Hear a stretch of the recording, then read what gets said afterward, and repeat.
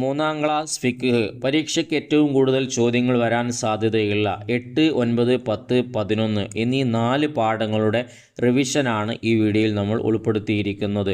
ചോദ്യങ്ങൾക്കുള്ള ഉത്തരം, ചൊല്ലാനുള്ള ദിക്റുകൾ, പ്രയാസമുള്ള ഭാഗങ്ങൾ ഇതൊക്കെ കൃത്യമായി വളരെ എളുപ്പത്തിൽ മനസ്സിലാകുന്ന രൂപത്തിൽ വിവരിക്കുന്ന വളരെ ഉപകാരപ്രദമായ നല്ലൊരു വീഡിയോ ആണ്. മുഴുവൻ തന്നെ കാണാൻ പ്രത്യേകം ശ്രദ്ധിക്കുക. നല്ല മാർക്കും നമുക്കിതുവഴി സ്കോർ ചെയ്യാൻ പറ്റും.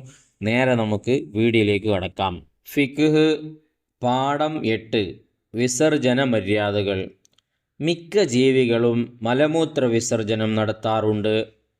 മനുഷ്യരായ നമുക്ക് മലമൂത്ര വിസർജനത്തിന് മറ്റു ജീവികളിൽ നിന്ന് വ്യത്യസ്തമായ ചില അദബുകൾ പാലിക്കേണ്ടതുണ്ട്. അവയിൽ ചിലത് നമുക്ക് പഠിക്കാം. 1. ഖുർആൻ ദിക്ർ പോലെ ആദരിക്കപ്പെടുന്നവ ദേഹത്തിൽ നിന്ന് ഒഴിവാക്കുക. അപ്പോൾ കീശയിലോ മറ്റോ ഒക്കെ ആയിക്കൊണ്ട് മൊബൈലിൻ്റെ ബാക്കിലൊക്കെ ആയിക്കൊണ്ട് ഖുർആൻ്റെ ഭാഗങ്ങളോ ദിക്റിൻ്റെ ഭാഗങ്ങളോ അറബിയിൽ എഴുതിയത് വെക്കാതിരിക്കുക. പാദരക്ഷ ധരിക്കുക, ചെരുപ്പ് ധരിക്കുക, തല മറക്കുക, തൊപ്പിയിടുക, തട്ടം ധരിക്കുക. വിസർജന സ്ഥലത്തേക്ക് ഇടത് കാൽ വെച്ച് പ്രവേശിക്കുക. പ്രവേശിക്കും മുമ്പ് ബിസ്മില്ലാഹി അല്ലാഹുമ്മ ഇന്നി അഊദു ബിക മിനൽ ഖുബുസി വൽ ഖബായിസി എന്ന് ചൊല്ലുക. എന്താണ് അതിൻ്റെ അർത്ഥം? താഴെ നമ്പർ ഇട്ട് കൊടുത്തിട്ടുണ്ട്. അല്ലാഹുവേ, അല്ലാഹുവിൻ്റെ നാമത്തിൽ, അല്ലാഹുവേ, തീർച്ചയായും ആൺപിശാചുകളിൽ നിന്നും പെൺപിശാചുകളിൽ നിന്നും നിന്നോട് ഞാൻ കാവലിനെ തേടുന്നു. ഇത് ചിലപ്പോൾ പരീക്ഷയ്ക്ക് ചോദിക്കാൻ സാധ്യതയുണ്ട്. ആശയം താഴെ എഴുതി കൊടുത്തതല്ലേ എന്ന് വിചാരിച്ച് പഠിക്കാതിരിക്കരുത്. വിസർജന സമയത്ത് സംസാരിക്കാതിരിക്കുക. മൂത്രയിക്കുമ്പോഴും അപ്പിടുമ്പോഴൊന്നും സംസാരിക്കരുത്. കാരണമില്ലാതെ നിന്ന് മൂത്രിക്കാതിരിക്കുക. പലരും നിന്ന് മൂത്രിക്കാരണം അങ്ങനെ ചെയ്യരുത്. വലതു കാൽ വെച്ച് പുറത്തിറങ്ങുക. അപ്പം ബാത്റൂമിൽ നിന്ന് പുറത്തിറങ്ങുമ്പോൾ ഏത് കാലാണ് വെക്കേണ്ടത്? വലത് കാലാണ്.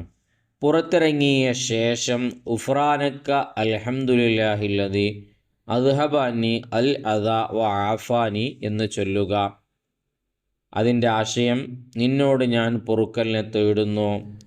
എന്നെ തൊട്ട് ബുദ്ധിമുട്ടിനെ നീക്കുകയും ചെയ്യുകയും എനിക്ക് സുഖം നൽകുകയും ചെയ്ത അള്ളാഹുവിന് സർവസ്തുതിയും. ഇതാണ് അതിൻ്റെ ആശയം വരുന്നത്. മറ കൂടാതെ കിബിലക്ക് മുന്നിട്ടും പിന്നിട്ടും വിസർജനം പാടില്ല.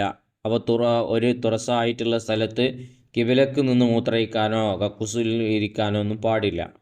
മലമൂത്ര ദ്രാവകങ്ങളിൽ കൂടി മലിനമായ നനവുള്ള ഏത് വസ്തു പുറപ്പെട്ടാലും ശുദ്ധിയാക്കൽ നിർബന്ധമാണ്.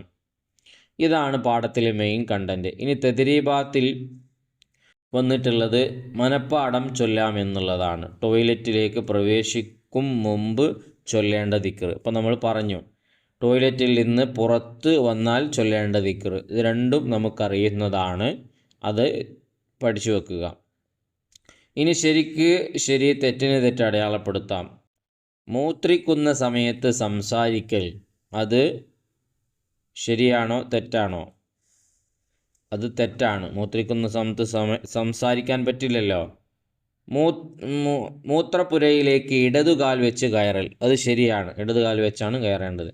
കാരണം കൂടാതെ നിന്ന് മൂത്രിക്കൽ അത് ചെയ്യാൻ പാടില്ലാത്ത കാര്യമാണ്. മൂത്രപ്പുരയിൽ നിന്ന് ഇടതുകാൽ വെച്ച് ഇറങ്ങൽ അത് തെറ്റാണ്. വലതുകാൽ വെച്ചാണ് ഇറങ്ങേണ്ടത്. അപ്പോൾ നമ്മൾ പാഠത്തിൽ വായിച്ചതിൽ ശരിയും തെറ്റുമാണ് അവിടെ ചോദിച്ചിട്ടുള്ളത്. ഇനി എണ്ണി പറയാം എന്നുള്ളത് വിസർജന മര്യാദകൾ. നമ്മൾ ഈ വായിച്ച കാര്യങ്ങളൊക്കെ വിസർജന മര്യാദകളാണ്.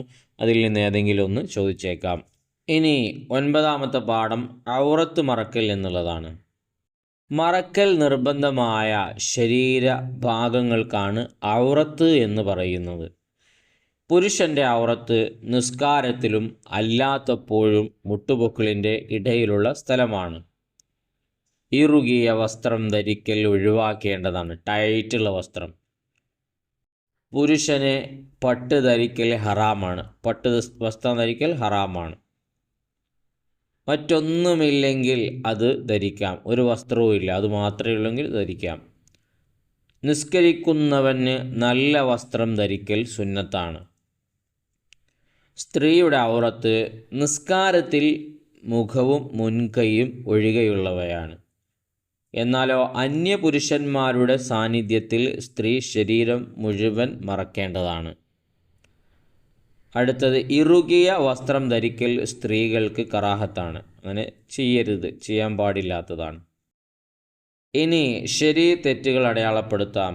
അവൾ ഇറുകിയ വസ്ത്രം ധരിച്ച് നിസ്കരിക്കുന്നു. അത് തെറ്റാണ്, കാരണം ചെയ്യാൻ പാടില്ലാത്തതാണ്. അവൾ ശരീരം മുഴുവൻ മറച്ച് പുറത്തിറങ്ങുന്നു. അത് ശരിയാണ്, പുറത്തിറങ്ങുമ്പോൾ ശരീരം മുഴുവനും ഔറത്താണ്. മൂന്നാമത്തത്, അവൾ അന്യപുരുഷന് മുമ്പിൽ മുഖം മറക്കാതെ നിൽക്കുന്നു. മുഖം മറക്കാതെ നിൽക്കുന്നു. ചെയ്യാൻ പാടുണ്ടോ? ഇല്ല, അത് തെറ്റാണ്. ഇനി യോജിച്ച നമ്പർ ഇടുക. സ്ത്രീ ഇറുകിയ വസ്ത്രം ധരിക്കൽ 2 കറാഹത്താണ്. പുരുഷന് പട്ട് ധരിക്കൽ 3 ഹറാമാണ്. പുരുഷൻ തലമറക്കൽ 1 സുന്നത്താണ്. ഇനി ഉത്തരം പറയാം. പുരുഷൻ്റെ ഔറത്ത് ഏത്? നിസ്കാരത്തിലും അല്ലാത്തപ്പോഴും മുട്ടുവെക്കലിൻ്റെ ഇടയിലാണ്. നിസ്കാരത്തിൽ സ്ത്രീയുടെ ഔറത്ത് ഏതാണ്? മുഖവും മുൻകൈയും ഒഴികെയുള്ള ഭാഗങ്ങളാണ്. ഇനി നമുക്ക് 10ാമത്തെ പാഠം നോക്കാം. നിസ്കാര സമയങ്ങൾ എന്നാണ്. ഓരോ ഫർള് നിസ്കാരത്തിനും നിശ്ചയിച്ച സമയമുണ്ട്. നിസ്കാരത്തിൻ്റെ സമയമാവുകയും ആയെന്ന് അറിയുകയും വേണം. സമയമായാൽ ഉടനെ നിസ്കരിക്കുകയോ സമയം കഴിയും മുമ്പ് നിസ്കരിക്കുമെന്ന് ഉറപ്പിച്ച് കരുതുകയോ വേണം. അപ്പോൾ ഒന്നെങ്കിൽ ബാങ്ക് കൊടുത്ത ഉടനെ നിസ്കരിക്കുക, അല്ലെങ്കിൽ ബാങ്ക് 4 മണിക്കാണല്ലോ, 3:30 ആകുമ്പോഴേക്കും ഞാൻ നിസ്കരിക്കും ഉറപ്പായിട്ടും, അങ്ങനെ കരുതുകയോ വേണം. ആദ്യ സമയത്ത് നിസ്കരിക്കലാണ് കർമ്മങ്ങളിൽ ഏറ്റവും ഉത്തമമായതെന്ന് നബി പറഞ്ഞിട്ടുണ്ട്. ഇപ്പം നബിയോട് ചോദിച്ച ഏറ്റവും നല്ല കർമ്മം ഏതാണെന്ന് ചോദിച്ചപ്പോൾ ആദ്യ സമയത്ത് നിസ്കരിക്കുന്നതാണ് ഏറ്റവും നല്ല കർമ്മം. ഇനി ഓരോ നിസ്കാരത്തിൻ്റെയും സമയങ്ങൾ ഇമ്പോർട്ടൻ്റ് ആണ്. ളുഹർ, സൂര്യൻ മധ്യത്തിൽ നിന്ന് നീങ്ങിയത് മുതൽ ഒരു വസ്തുവിൻ്റെ നിഴൽ മധ്യായന നിഴൽ ഒഴിച്ച് അതിൻ്റെ അത്ര ആകുന്നത് വരെ. ഇപ്പം നമ്മളൊരു കോലെടുത്തിട്ട് ഇങ്ങനെ വെച്ചാൽ ആ കോലിൻ്റെ നിഴൽ കോലിൻ്റെ അത്ര തന്നെ ഉണ്ടാവുന്ന സമയം വരെയാണ്. ഏതു മുതൽ? സൂര്യൻ നേരെ നല്ല നമ്മൾ തലൻ്റെ നേരെ മേലിൽ നിന്ന് നീങ്ങിയത് മുതൽ. ഇനി അസർ, ളുഹറിൻ്റെ സമയം കഴിഞ്ഞത് മുതൽ സൂര്യൻ അസ്തമിക്കുന്നത് വരെയാണ്. ഇനി മൂന്നാമത്തത് മഗ്രിബ്, സൂര്യൻ അസ്തമിച്ചത് മുതൽ, സൂര്യൻ അസ്തമിച്ചു ചുവന്ന ശോഭ മായുന്നത് വരെ. അപ്പോൾ ഒരു ചുവപ്പ് കളർ ശോഭയുണ്ടാവും, ആ ശോഭ മായുന്നത് വരെയാണ് മഗ്രിബിൻ്റെ. ഇശാ, മഗ്രിബിൻ്റെ സമയം കഴിഞ്ഞതു മുതൽ ഫജ്ർ സ്വാദിക്ക് വെളിവാകുന്നത് വരെയാണ്. ഇനി 5ാമത്തത് സുബഹ്, ഫജ്ർ സ്വാദിക്ക് മുതൽ സൂര്യൻ ഉദിക്കുന്നത് വരെയാണ്. അപ്പോൾ ഒരു തരം ഒരു ചെറിയൊരു വെള്ളപ്പാളി പോലത്തെ ഒരു സാധനമാണ്, എല്ലാവർക്കും നോക്കിയാൽ കാണുന്നില്ല. അപ്പോൾ അതുമുതൽ ഏതാണ്? സൂര്യൻ ഉദിക്കുന്നത് വരെയാണ്. തദ്രീബാത്തിലേക്ക് വരുമ്പോൾ യോജിപ്പിക്കാം എന്നുണ്ട്. ഇഷാ, അസർ, സുബഹ്, മഗ്രിബ്, ളുഹർ. സൂര്യൻ ഉദിക്കും മുമ്പ് ഏതാണ്? സൂര്യൻ ഉദിക്കുന്നതിന് മുമ്പ് സുബഹ് ആണ്. സൂര്യൻ അസ്തമിച്ച ഉടനെ ഏതാണ്? മഗ്രിബാണ്. സൂര്യൻ അസ്തമിക്കുന്നത് വരെ അസറാണ്. സൂര്യൻ മധ്യാഹ്നത്തിൽ നിന്ന് നീങ്ങുമ്പോൾ ഏതാണ്? ളുഹറാണ്. ചുവന്ന ശോഭ മാഞ്ഞ മുതൽ മഗ്രിബാണ്. ഇങ്ങനെ നമ്മൾ എന്ത് ചെയ്യുക? അതിനെ യോജിപ്പിച്ചു കൊടുക്കുക. ഇനി ചാർട്ട് തയ്യാറാക്കാനാണ്. ഈ ആഴ്ചയിലെ ഓരോ ദിവസത്തെയും നിസ്കാര സമയം ഒരു ചാർട്ടിൽ മനോഹരമായി രേഖപ്പെടുത്തി ഉസ്താദിന് സമർപ്പിക്കുക എന്നുള്ളതാണ്. അത് നിങ്ങൾ ചെയ്യാനുള്ളതാണ്. ഇനി നമുക്ക് 11ാമത്തെ പാഠം വായിക്കാം. ഖിബ്ലക്ക് മുന്നിടൽ.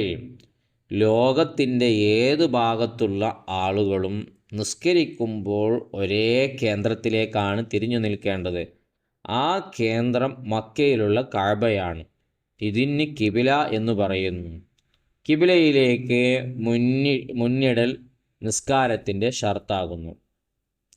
കിബിലക്ക് മുന്നിടേണ്ട രൂപം: നിന്നോ ഇരുന്നോ നിസ്കരിക്കുന്നവരാണെങ്കിൽ നെഞ്ചുകൊണ്ടാണ് മുന്നിടേണ്ടത്. അപ്പോൾ അവരെ നെഞ്ചുഭാഗം കിബിലയിലേക്ക് തിരിക്കുക.